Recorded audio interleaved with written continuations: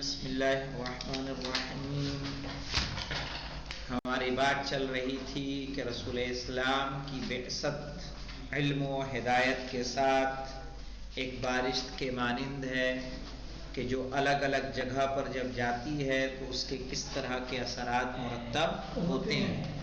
اس کے اثرات کا مرتب ہونا رسول کی رسالت اور ان کی قابلیت پہ حرف نہیں ڈالتا، بلکہ اپنی صلاحیت، اپنی قابلیت کے اعتبار سے وہ اپنے اثر کو ظاہر کرتا ہے۔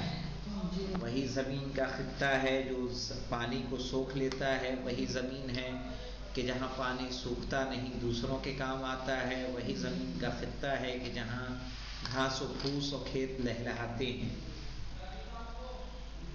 یہ اس کی خصوصیات میں سے ہے۔ آج ہماری بات آگے بڑھتے ہوئے اس حدیث تک آ گئی ہے کہ قولہ صلی اللہ علیہ وآلہ وسلم لا حسد الا فی اثنین۔ جناب آواز نہیں آ رہی ہے جناب۔ اچھا آواز نہیں آ رہی ہیلو۔ ہے، ہاں وہ آئے گی بھی نہیں، کام ہی ایسا ہوا ہے۔ ٹھیک ہے اب آ رہی ہے بیٹا؟ جی جناب آواز آ رہی ہے۔ اور اسکرین دکھ رہی ہے کہ وہ بھی نہیں دکھ رہی ہے؟ دکھ رہی ہے جناب، دکھ رہی ہے، اسکرین دکھ رہی ہے۔ چلیے بس یہی چاہیے، اور کیا چاہیے۔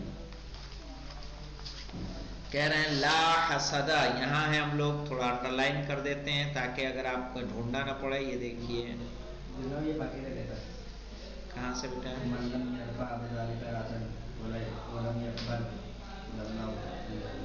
کہاں آئی؟ وہی حدیث کا آخری جو حصہ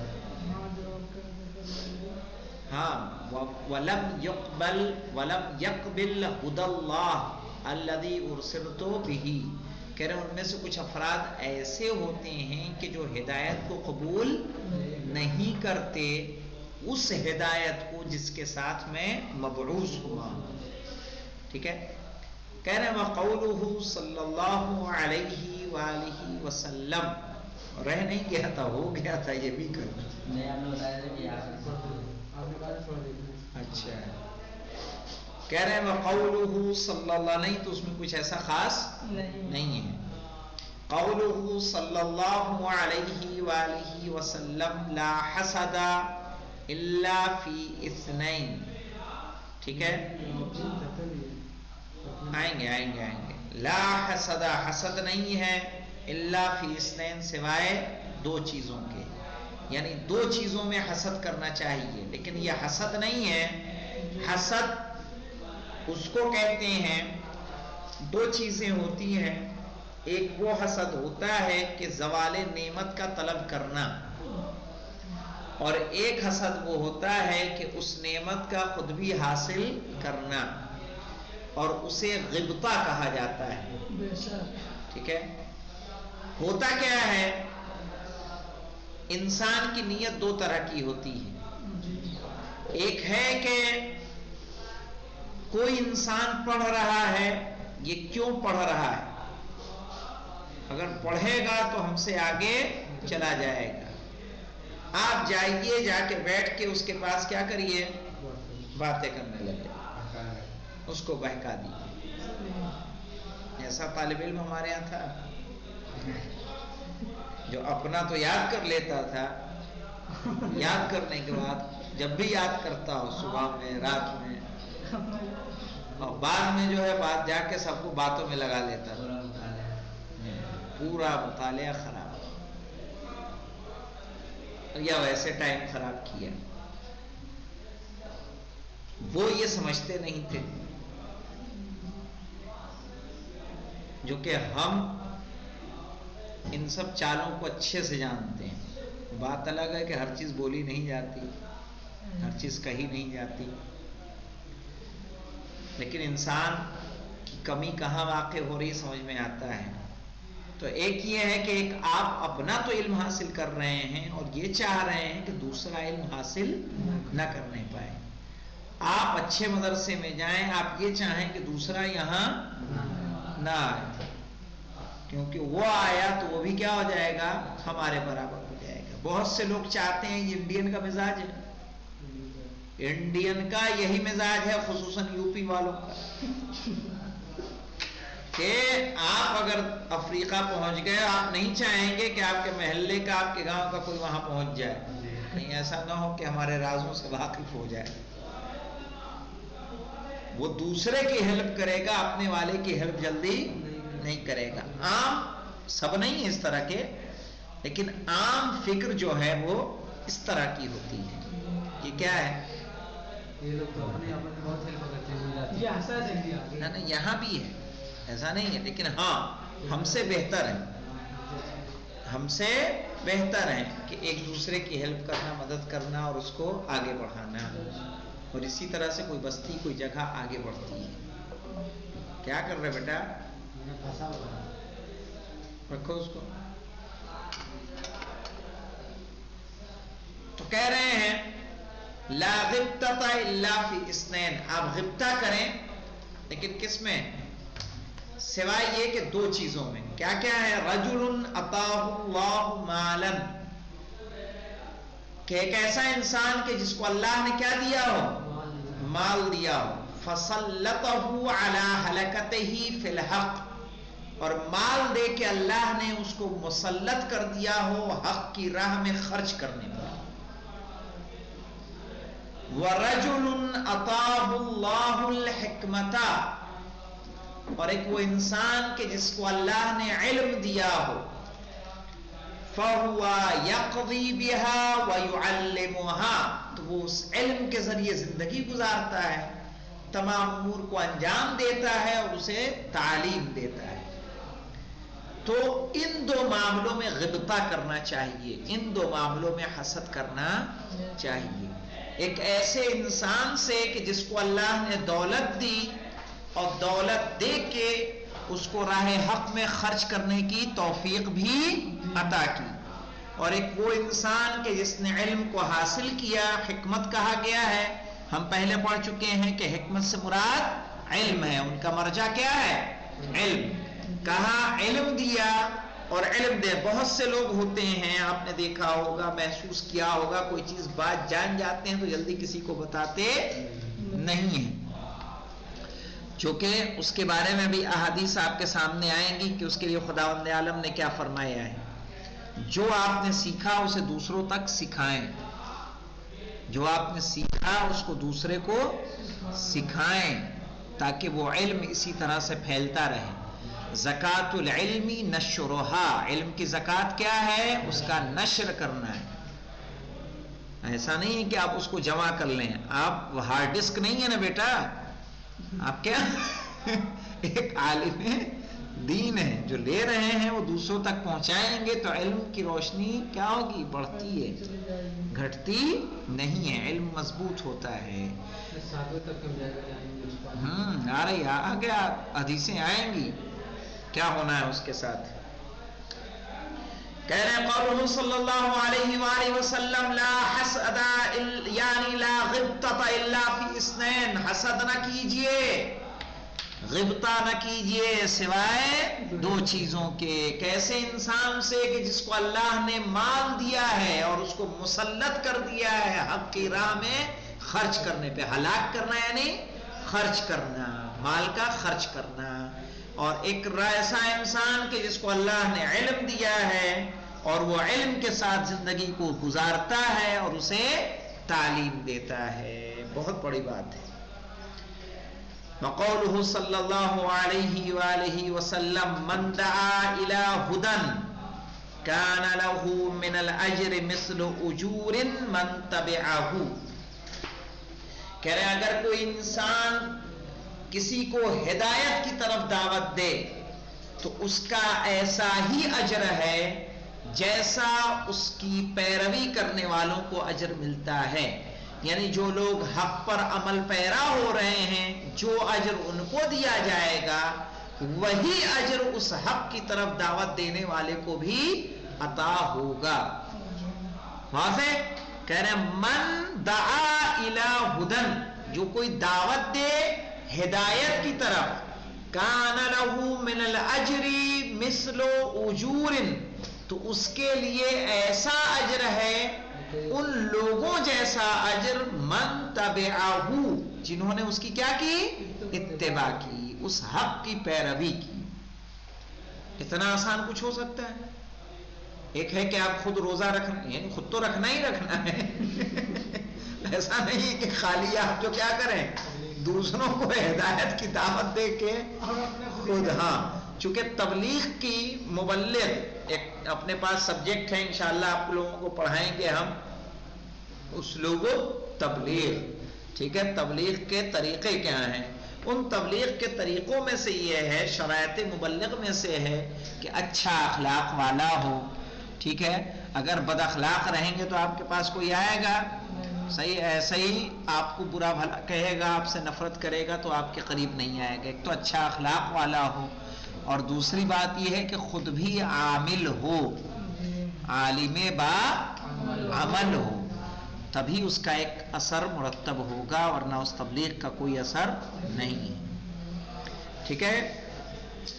کہہ رہے ہیں لا ينقض ذلك من اجورهم شيئا، لا ينقض یعنی کم نہیں ہوگا، نقص ہونا یعنی کم ہونا، لا ينقض ذلك من اجورهم شيئا، ان کے اجر سے اس کا اجر ذرہ برابر بھی کم نہیں ہوگا۔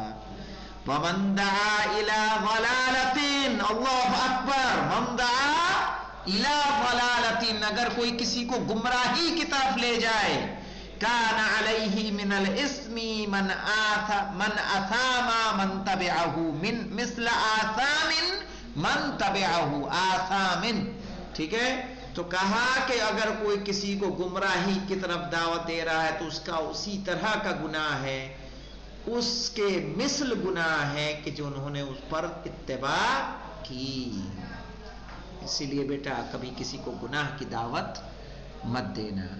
تم فلم دیکھنے جا رہے ہو تو کسی کو ساتھ مت جاؤ، ہاں کون اس سے کیا اثر لے لے کیا پتا۔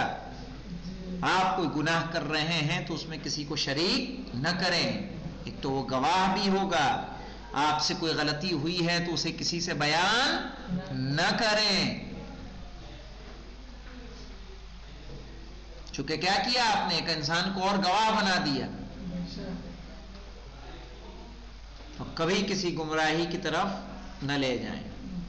ہمیں کسی نامحرم کا نمبر ملا، ہم وہ نمبر کسی اور کو دیں کہ لے تو بھی بات کر لے، ہم نے گناہ کیا، پھر ہم نے کیا کیا، کسی دوسرے کو گناہ میں بھی شامل کر دیا، تو وہ جتنا گناہ اس کا بڑھتا رہے گا اس گناہ میں ہم شامل ہو جائیں گے کہ نہیں ہو جائیں گے؟ اس حدیث کی روشنی میں من دعا الی ضلالۃ، اب سوچئے کہ کیا حال ہوگا ان بزرگان دین کا جن کا لوگ آگ چیخ چیخ کے سڑکوں پر نام لیتے ہیں، اگر ان کی وجہ سے پوری امت گمراہ ہو رہی ہے، آج تفرقہ مچا ہوا ہے بعد رسول، تو کس خارج جہنم میں پڑے ہوں گے، سب کا گناہ ان کے سر جا رہا ہے۔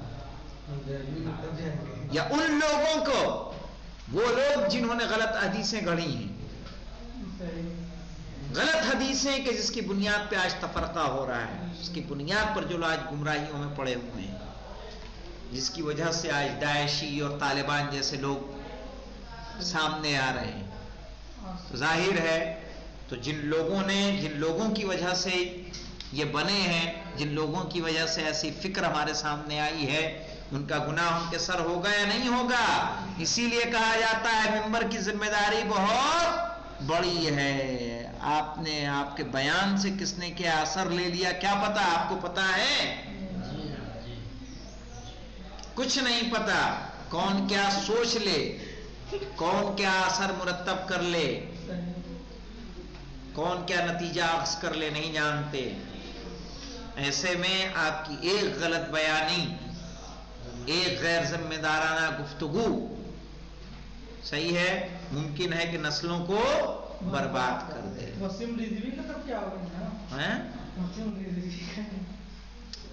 تو خدا بہتر جانے، ہم لوگ تو قاضی تو ہیں نہیں کہ کسی کا فیصلہ کریں۔ بہرحال اللہ سب کو نجات دے، اس کو ہدایت دے، کسی سے نا امید نہیں ہونا چاہیے۔ اس کے لیے دعا کرنی چاہیے. دماغ خراب ہوا ہے تو صحیح ہو جائے، مینٹل ہوا ہے تو کیا ہو جائے، درست ہو جائے، گمراہ ہوا ہے تو راستے پہ آ جائے. ایسے تو وہی کیا، ابھی بہت اپنے میں کتنے پڑے ہوئے ہیں اپنے شیعوں میں. تو دیکھیے وَمَن دَعَا إِلَىٰ ضَلَالَةٍ، جس نے کسی گمراہی کی طرف دعوت دی، كَانَ عَلَيْهِ مِنَ الْإِثْمِ، تو اس کا ویسا ہی گناہ ہے، مِثْلُ آثَامٍ مَن تَبِعَهُ، ان جیسا گناہ کہ جنہوں نے اس پر اتباع کی. لا ينقص، لا ينقص ہے بیٹا، وہ ينقص نہیں، ينقص کریے اوپر والا بھی، لا ينقص کریے اس کو، لا ينقص ذلك من آثامهم شيئا، ان کے گناہوں سے اس کا گناہ ذرہ برابر بھی کم نہیں ہے. ٹھیک ہے، یہیں پہ رکتے ہیں انشاءاللہ. پھر یہ بھی پڑھ لیجئے، اچھی حدیث ہے بہترین والی. کہہ رہے وقولہ صلی اللہ علیہ وآلہ وسلم اذا مات ابن آدم، اگر ابن آدم کا انتقال ہو جائے، انقطع عملہ الا من ثلاث، تو اس کا عمل منقطع ہو جاتا ہے. ہم مسجد جا رہے تھے، قرآن پڑھ رہے تھے، زیارت عاشورہ پڑھ رہے تھے، نماز شب پڑھ رہے تھے، لوگوں کے ساتھ نیکی کر رہے تھے، خم زکوٰۃ یہ سارے ہم نے مستحبات اور جو واجبات تھے وہ سب ادا کیے، لوگوں کے ساتھ صلہ رحمی کی، رشتہ داروں کے ساتھ اچھا سلوک کیا، ماں باپ کی خدمت کی، سب کچھ ہم نے کیا، لیکن مرتے ہی یہ سارے عمل کیا ہو جاتے ہیں، منقطع ہو جاتے ہیں. الا من ثلاث، سوائے تین چیزوں کے. صدقۃ جاریہ، اس صدقہ جاریہ، آپ نے کوئی جو ہے ایسا کام کیا تھا، مثلا پانی کی ٹنکی کسی کے گھر میں لگائی ہے، صحیح ہے، کوئی محتاج تھا، پانی نہیں آتا تھا، جب تک پانی نکلتا رہے گا اس کا ثواب آپ کو پہنچتا رہے گا، ہے کہ نہیں ہے؟ کیونکہ جب تک وہ اس سے فائدہ اٹھاتا رہے گا یہ صدقہ جاریہ ہے. آپ نے کوئی سڑک بنا دی ہے، اپنی زمین میں بنوائی ہے، زمین دے کے بنوائی ہے، جب تک دنیا اس پر چلتی رہے گی اس کا ثواب، مومنوں کو فائدہ پہنچانے کا ثواب آپ کو ملتا رہے گا. او علم ينتفع به، ایک ایسا علم جس سے لوگ نفع اٹھائیں. یہ منیت المرید لکھنے والے شہید ثانی ہیں، آج اس دنیا میں موجود نہیں ہے، لیکن ان کے علم سے ہم فائدہ اٹھا رہے ہیں. شرائع الاسلام آپ کے سامنے ہے، آپ اسے پڑھ رہے ہیں، اس کا لکھنے والا ہمارے سامنے موجود نہیں ہے.